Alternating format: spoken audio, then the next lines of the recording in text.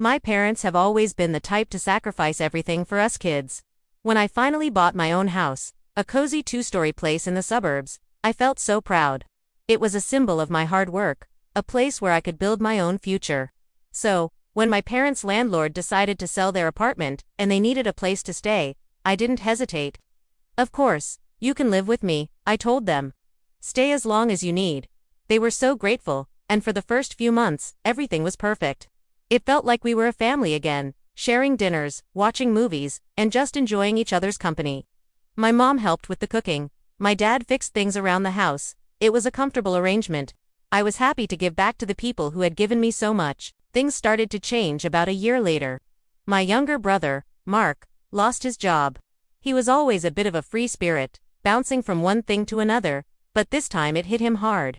He was struggling to make rent, and one evening, my mom sat me down.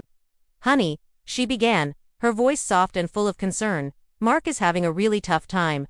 Would it be okay if he stayed here for just a little while? Just until he gets back on his feet?" How could I say no? He was my brother. Of course, he could stay. I set up the guest room for him, the one I had been using as a home office. I figured it would be temporary. A few weeks, maybe a month or two at most, but weeks turned into months, and Mark showed no signs of leaving. He spent his days playing video games and his evenings going out with friends. He wasn't actively looking for a job, and whenever I gently brought it up, he'd get defensive. "I'm trying, okay? The market's tough," he'd snap back. My parents always took his side. "Give him a break," my dad would say. "He's going through a lot." The peaceful atmosphere in my house slowly began to erode. It felt crowded, and the utility bills were skyrocketing. I was paying for everything, the mortgage, the bills, the groceries, for 4 adults. My savings started to dwindle, and the stress was getting to me. The home that was once my sanctuary now felt like a crowded boarding house where I was the sole provider. One Saturday evening, Mark approached me while I was trying to relax in the living room. My parents were there too, watching TV. "Hey," he said, a strange mix of nervousness and entitlement in his voice. "I need to talk to you about something." I braced myself, expecting him to ask for more money. But what he said next left me completely speechless. "So, I've been thinking," he started, "since you have this big house and I'm living here now, I think it's only fair that you give me a key and put my name on the deed." I just stared at him, my mouth hanging open. I couldn't believe what I was hearing. I looked at my parents, expecting them to be as shocked as I was, to tell Mark how ridiculous he was being, but they just sat there, looking at their feet. My mom finally spoke, her voice barely a whisper. "Well, he is your brother. It would be a nice thing to do. This could be a real family home." I felt a cold wave of disbelief wash over me. A family home. I had bought this house with my own money, my own sweat and tears. For years, I had worked 2 jobs, saved every penny, and sacrificed my social life to make this dream a reality. And now, my brother, who contributed nothing, felt entitled to a piece of it. And my parents were supporting him. "No," I said, my voice shaking with a mixture of anger and hurt. "Absolutely not. This is my house. I let you all stay here, out of the goodness of my heart, but this is where I draw the line." Mark's face turned red. "You're so selfish," he shouted. "You have so much, and you can't even share with your own family. What's wrong with you?" My dad then chimed in, "Don't be so dramatic. We're family. We should help each other." That was the moment something snapped inside me. Help. I had been helping. I had been carrying the financial and emotional weight of my entire family for over a year. I was paying for their food, their shelter, their comfort, all while my own dreams and savings were being drained away. "That's it," I said, standing up. My voice was calm now, but firm. "This arrangement is over. This is my house, and I want my life back." I looked at my parents. "I love you both, but you need to find your own place.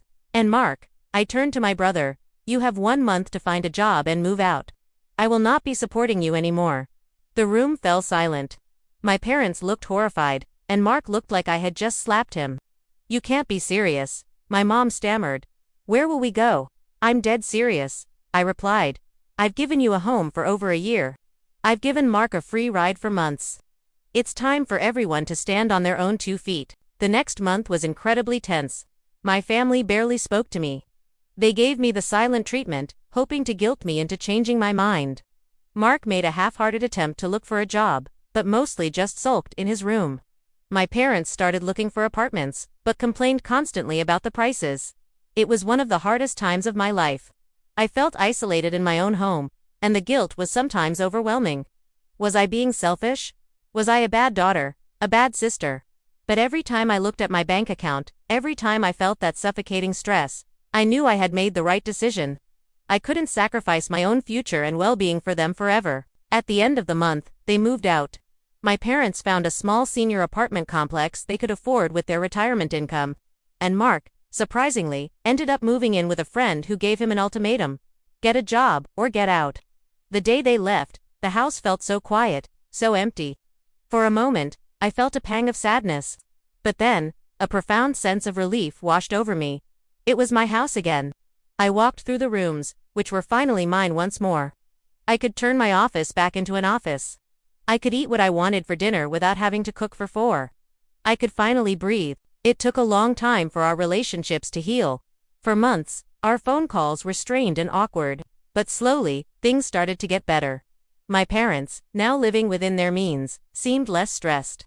And Mark, forced to take responsibility for himself, finally got a job in a warehouse. He was even starting to save up for his own place. The first time he called me, not to ask for something, but just to chat, I almost cried. We started to rebuild our relationships, but this time on healthier ground, based on mutual respect rather than dependence. I learned a hard lesson about setting boundaries, even with the people you love the most. Sometimes, the most loving thing you can do is to say no and let people find their own strength. My home is my sanctuary again, and our family, though we live apart, is stronger for it.